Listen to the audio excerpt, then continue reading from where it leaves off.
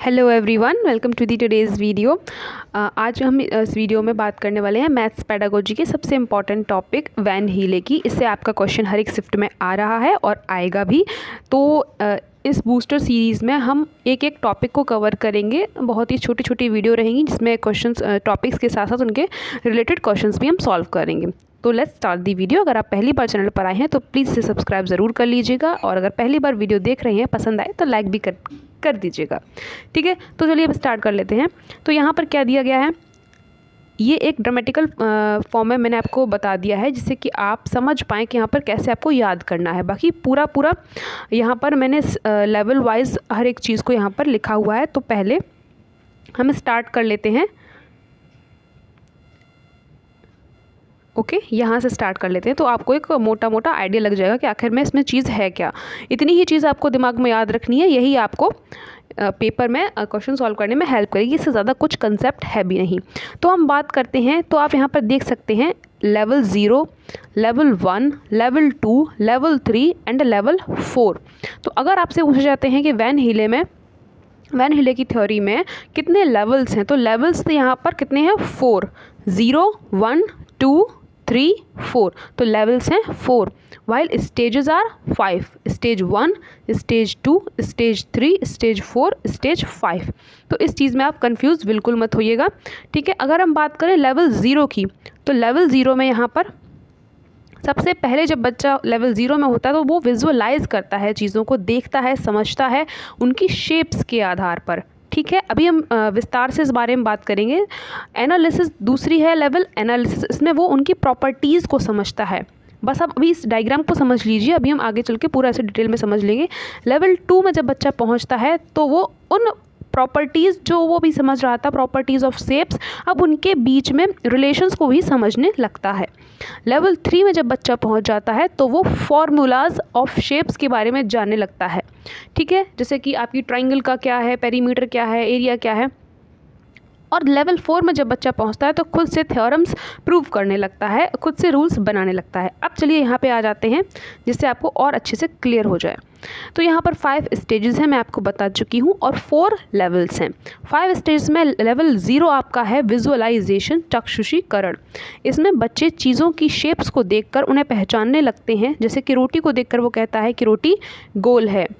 ठीक है, चश्मा गोल है। तो अब यहाँ पर क्या है, लेवल 1 पे अगर हम पहुँचें तो लेवल 1 कहलाता है एनालिसिस, विश्लेषण। इसमें बच्चा शेप्स को उनके गुणों के आधार पर वर्गीकरण कर पाता है, उनकी क्वालिटीज़ के आधार पर बता पाता है। बच्चा वर्ग व आयत में अंतर करना शुरू कर देता है, जैसे कि वो बता पाता है कि ये स्क्वायर है, ये रेक्टेंगल है। ठीक है, इसमें एनालिसिस उसे आ जाता है। अभी हम क्वेश्चंस भी करेंगे, परेशान मत होइएगा।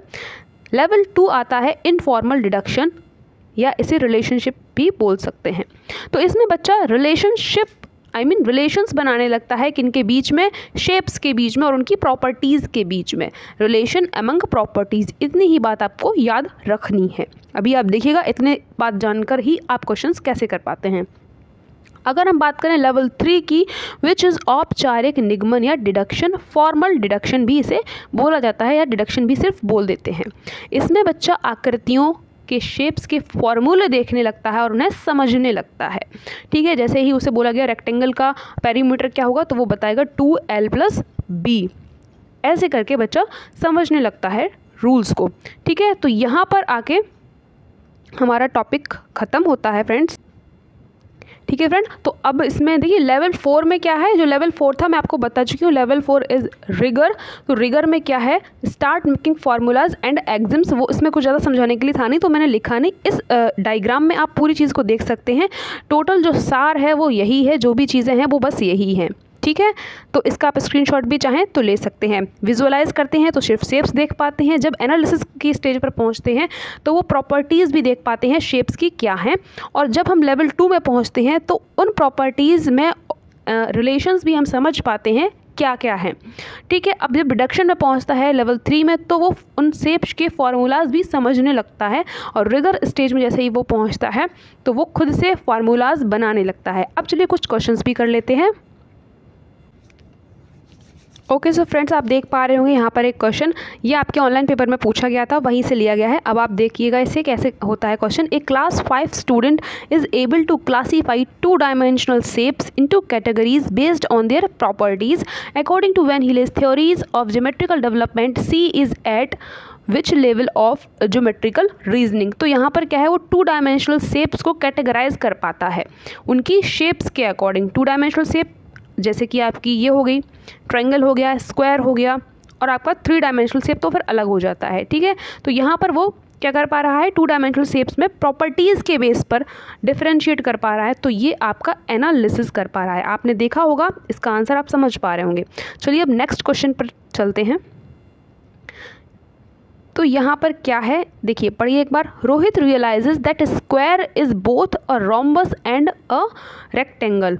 ही is at what stage of Van Hiele's visual thinking. तो बताइए इसका आंसर क्या होगा।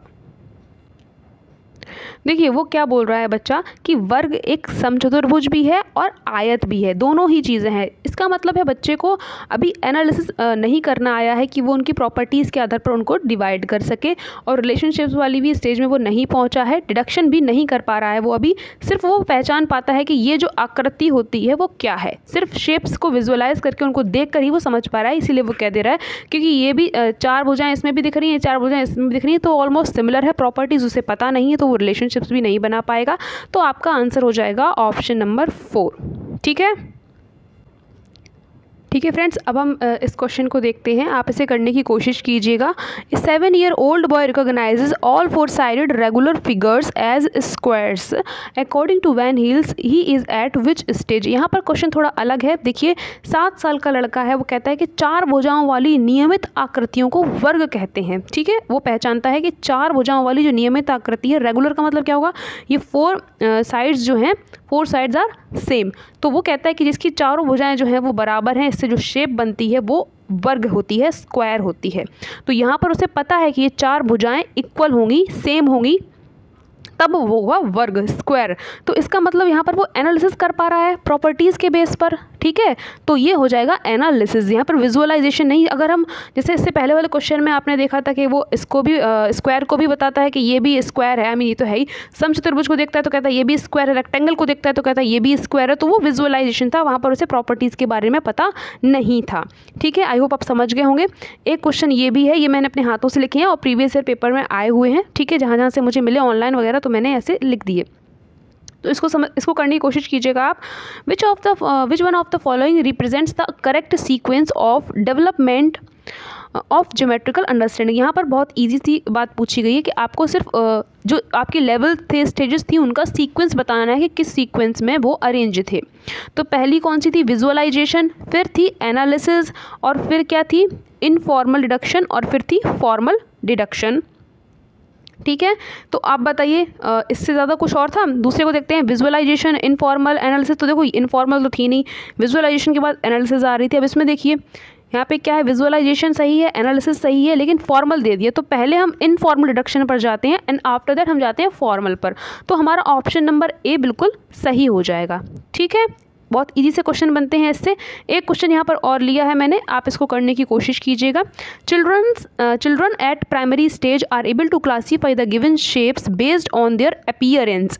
वो अब उन शेप्स के अपीयरेंस के बेस पर उनको अलग कर पाते हैं, क्लासीफाई कर पाते हैं। तो आपको बताना है वैन हील्स के अकॉर्डिंग वो किस स्टेज में है, इनफॉर्मल स्टेज पर हैं, फॉर्मल स्टेज पर हैं, विजुअलाइजेशन पर हैं, या एनालिटिकल स्टेज पर हैं। इसका आंसर अगर आपको समझ में आया है तो कमेंट बॉक्स में ज़रूर बताइएगा। थैंक्स फॉर वॉचिंग, और मैं सीरीज़ को कंटिन्यू रखूँगी। अगर आपको ये पसंद आती है तो शॉर्ट्स वीडियो बनाकर आपको ज़्यादा से ज़्यादा, क्योंकि टाइम तो बहुत कम है, तो कम टाइम में आपका एक एक टॉपिक कंप्लीट होता जाएगा। Okay friends, thanks for watching, bye bye and take care.